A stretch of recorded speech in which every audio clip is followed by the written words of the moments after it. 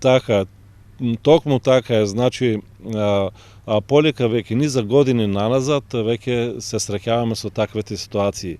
Дали тоа ќе се случува, зборуваме за производство кое што е на отворено, дали тоа е во областа на градинарското производство на отворено, дали тоа е во областа на лозарството или овощарството, ние посетуваме такви насади и се среќаваме точно со разликите кои се на отворено, без таквите употреба на таквите заштитни УВ мрежи, значи и кои што се на отворено.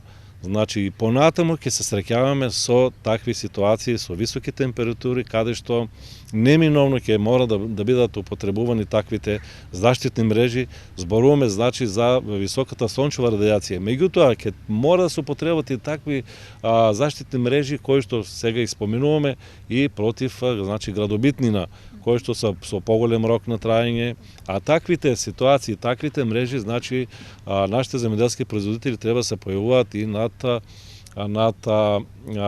програмите кои што се распишуваат, тоа се и програмите за рурален развој, каде што таквите мрежи и другите основни средства може да се набават, значи, така наречената 50-50, значи со грантови кои што 50% им се одобруваат.